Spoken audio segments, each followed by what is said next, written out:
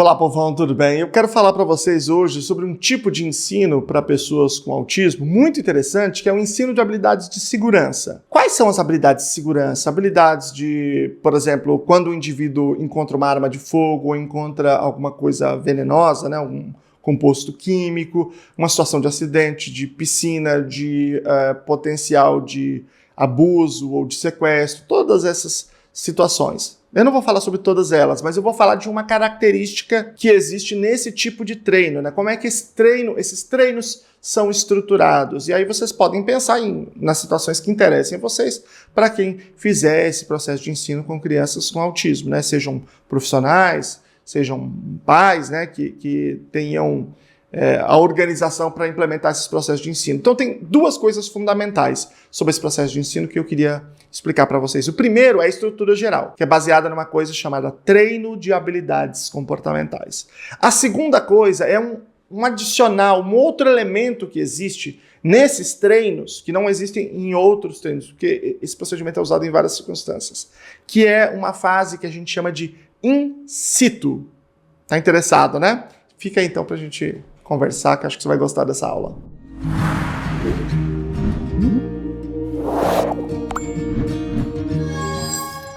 Meu nome é Luciano Lacerda, sou doutor em Educação pela PUC São Paulo, fiz o pós-doutoramento no Departamento de Psicologia da UFSCar, e eu pesquiso autismo e práticas baseadas em evidências, e é claro que o ensino de habilidades de segurança é uma coisa fundamental, né? É absolutamente fundamental. A gente sempre precisa pensar nisso quando a gente vai pensar em termos de intervenção. Tem vários autores nos Estados Unidos muito bons que produzem muitas coisas sobre isso. Eu vou citar dois autores aqui, dos quais eu já li sobre esse tema, que é a professora Linda LeBlanc escreve, né?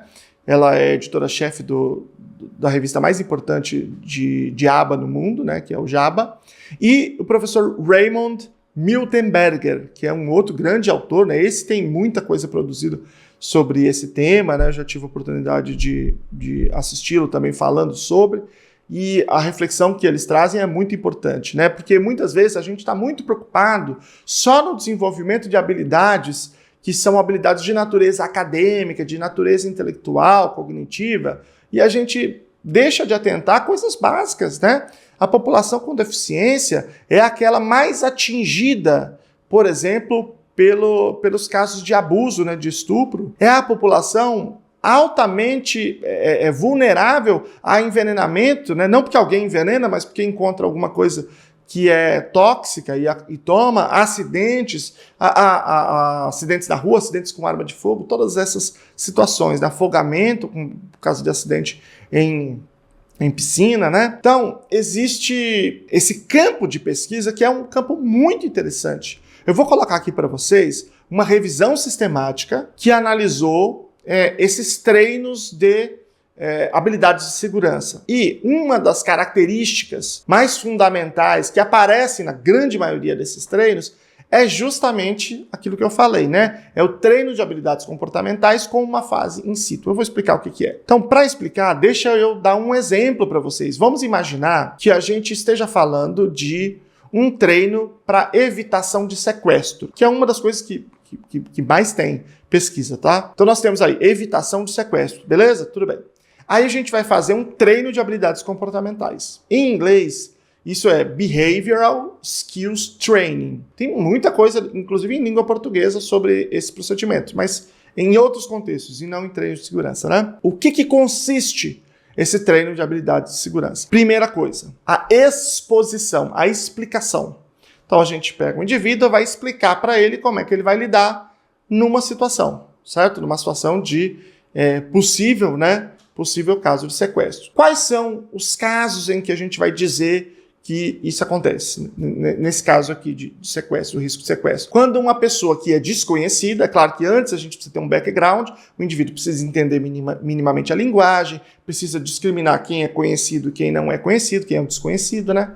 E a gente vai pegar e vai indicar para ele que quando um desconhecido convidá-lo para ir a algum lugar fora daquele contexto que está à vista dos conhecidos, dos parentes ou da escola, que isso é uma situação potencial. Então, por exemplo, se alguém chegar com um desconhecido e fizer uma oferta para você, essa oferta normalmente vai ter uma tentação, né? Mas você vai agir o contrário, do contrário que ele propuser, né? Então, por exemplo, olha, eu tenho um monte de cachorrinho lá no meu carro, você gosta? Vamos lá no meu carro ver o cachorrinho, então? Eu lembro que essa é um dos exemplos que eles dão, né, no treino.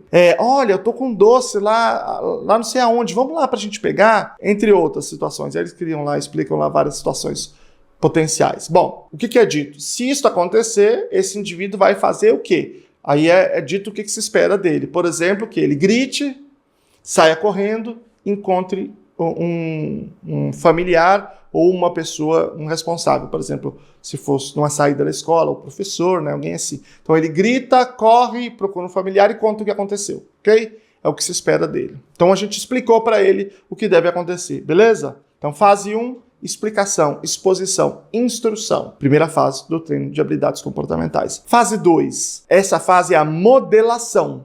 O que é modelação? É dar modelo, mostrar como é. Então, por exemplo, eu, que sou o indivíduo que acabei de explicar, eu vou dizer assim, por exemplo, fico olhando para mim, vem uma outra pessoa, né, alguém que está dentro desse contexto terapêutico, educacional, e ela faz essa proposta para mim, eu grito, levanto a mão, procuro lá alguém que é próximo de mim e peço e conto o que está acontecendo. E essa criança vê. Criança ou adolescente ou adulto, né, com deficiência, vê eu fazendo. Eu posso mostrar 1, 2, 3 vezes, depende, né? Então eu vou mostrar para ele como se faz, certo? Essa é a segunda fase do treino de habilidades comportamentais. Terceira fase é o ensaio. Então a gente tem uma série de coisas para fazer, tá bom? Quando alguém propõe, o indivíduo, por exemplo, né, grita, sai correndo, procura um adulto e avisa para ele, certo? 3 passos. E aí a gente vai lá e fala, vamos treinar agora. A gente expõe essa criança a essa situação, ou esse adolescente ou esse adulto. Eu vou lá e falo, no meu carro tem um monte de cachorrinho, você gosta de cachorrinho? Vamos lá ver. E aí a gente vê quais das 3 coisas, ou as 3 coisas, o que ele faz. E aí a gente acompanha. Se ele fizer ou se ele não fizer, independentemente de como ele se comportar, a gente vai dar o feedback descritivo. Existem vários tipos de feedback, mas o feedback descritivo é o que tem a melhor evidência, tá? Então a gente vai dizer para ele, olha, você tinha que fazer 3 coisas. Gritar, fugir, procurar um adulto e contar. Você fez isso, não fez aquilo outro, né? Ou fez as 3 coisas, tá? Aí você explica para ele o que ele fez e como não fez. E aí a gente diz, vamos fazer de novo?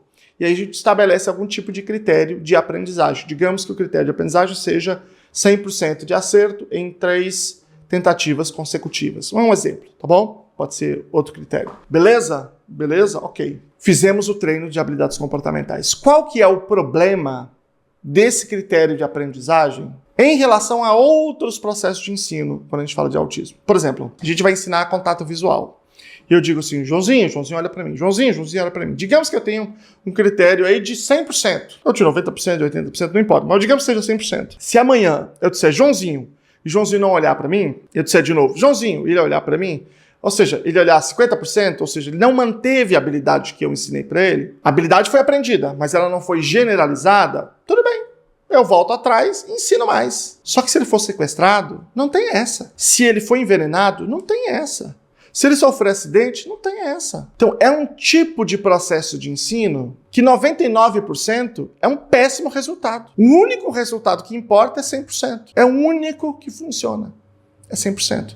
Porque uma oportunidade de risco como essas que eu estou falando pode resultar na perda da vida. Então, introduz-se um outro nível do treino de habilidades comportamentais que justamente visa avaliar essa generalização, que é essa fase que eu chamei de in situ, né? Na situação real. Não é na situação real, de verdade, mas é como se fosse. Então, por exemplo, vou voltar a esse exemplo que eu dei aqui. Aí, beleza. Terminou o treino, digamos que isso tenha sido na clínica ou que tenha sido na casa do indivíduo. Terminou hoje, ok, o terapeuta foi embora, tudo certo.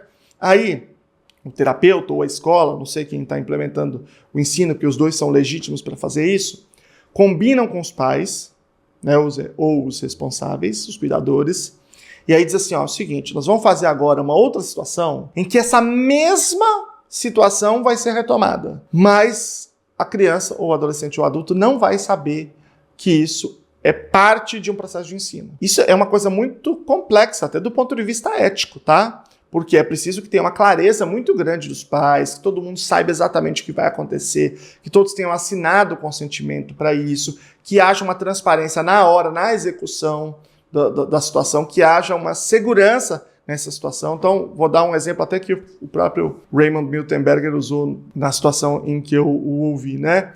Aí, ele estava contando uma situação em que eles foram para uma loja, mas uma loja assim, pequena, que ia pouca gente, eles foram lá, combinaram com o dono da loja, então tinha pessoas que estavam ali próximas, então havia uma situação muito estruturada, muito clara, não havia outros clientes naquele momento, e aí a criança entrou ali, os pais ficaram ali na porta, e aí uma outra pessoa, que era parte da equipe terapêutica, nesse caso era alguém da equipe terapêutica, foi lá e fez justamente essa mesma tentação, apresentou essa mesma tentação ao indivíduo, né? Lá no meu carro, lá, tá cheio de filhotinho. Você gosta de filhotinho de cachorro? Tá cheio de filhotinho. Vamos lá, vamos comigo, vamos lá. Aí sim, a gente vai saber se aquela criança ou adolescente ou adulto aprendeu de verdade, generalizou esta habilidade para a vida real. Aí é que é importante. E aí, se ele não conseguiu, se ele foi lá no carro para ver os cachorrinhos, ou seja, ele está sob risco de sequestro, aí a gente diz, ok, a habilidade não foi generalizada, vamos voltar para a fase inicial. Depois a gente cria uma outra circunstância in situ. E se não, se ele responde de maneira adequada, se ele grita, levanta a mão, grita, procura os pais e conta o que aconteceu, aí beleza, show de bola, né? Esse indivíduo aprendeu e ele generalizou para a vida real. Ele deu um outro exemplo lá, que é uma coisa muito comum nos Estados Unidos, né? E eventualmente está também se tornando no Brasil, que é a presença de arma de fogo nas casas. E aí a gente sempre vê notícia, né, de criança que acha e tem acidente, acaba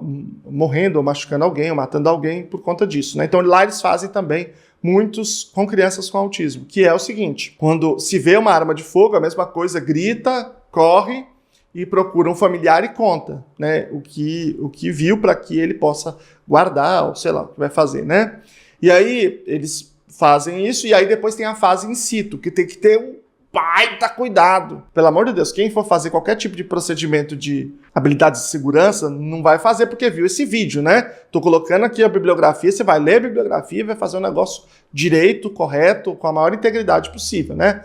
Mas tô contando como é que eles fazem lá. E aí eles, claro, fazem mais de uma pessoa inspeciona a arma para garantir que não esteja carregada, né? Então, pelo menos 2 pessoas inspecionam a arma para garantir, e aí ela é depositada na fase in situ, em algum lugar que a criança possa ver, mas preferencialmente que ela não possa pegar. E aí, nesse momento, você vê que uma grande parte das crianças que na fase de treino lá estava super bem, mandou muito bem no ensaio, na vida real vai lá, pá, mete a mão. Ou seja, na verdade, aquele ensino não generalizou. Então precisa mudar o procedimento, precisa mudar o critério, fazer várias vezes para acentuar essa necessidade do indivíduo correr, gritar e procurar os familiares. A gente precisa fazer muito mais isso no Brasil do que a gente tem feito. Aliás, quero fazer aqui um chamado para as pessoas que querem fazer mestrado em análise do comportamento aplicada, querem fazer artigos,